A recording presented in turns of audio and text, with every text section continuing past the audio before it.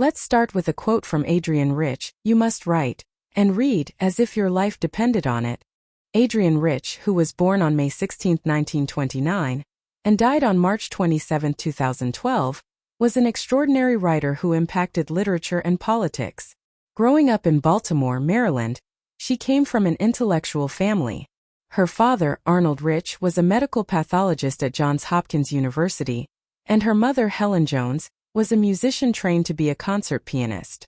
Adrienne was homeschooled until 4th grade, and from a very young age, her father taught her to write formal poetry. Rich received an excellent education, earning an A.B. from Radcliffe College in 1951, graduating cum laude. While she took some time to fully embrace feminism and lesbianism in her poetry, by the 1970s, she became one of the most powerful voices in lesbian feminist literature.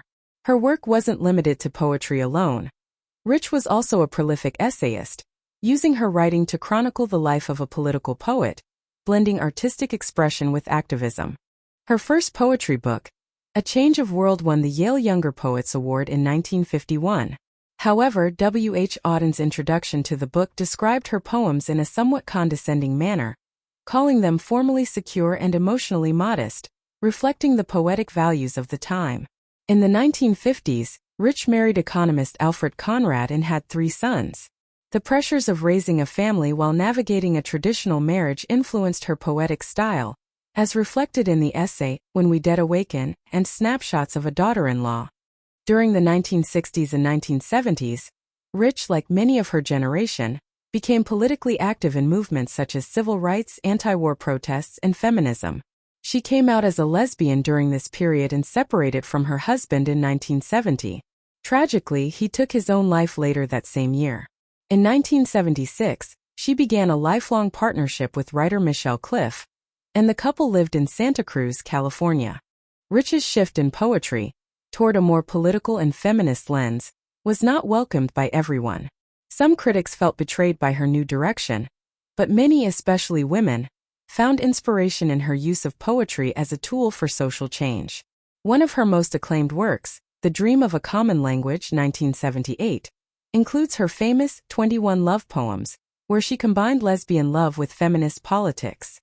During this time, Rich introduced the idea of the lesbian continuum, which she explored in essays like On Lies, Secrets, and Silence, and her scholarly work, Compulsory Heterosexuality and Lesbian Existence.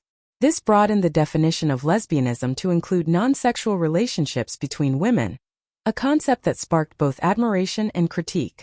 Influenced by women of color like Audre Lorde, Rich expanded her understanding of oppression in the 1980s to include intersecting identities, as seen in her collection of essays Blood, Bread, and Poetry.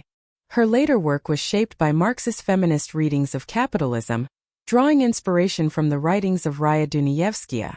Although Rich continued to write about lesbian issues, her focus broadened in her later years. In her 1993 essay collection What Is Found There, she highlighted lesbian poets who use poetry to address social and political themes, underscoring her belief in the revolutionary power of poetic language. Adrienne Rich was more than just a poet. She was a visionary, using her voice to reimagine society and claim human freedom as her ultimate goal. Her legacy as a political and poetic force continues to resonate with readers and activists alike. Thank you for listening. For more LGBTQ+ history, please subscribe to this channel.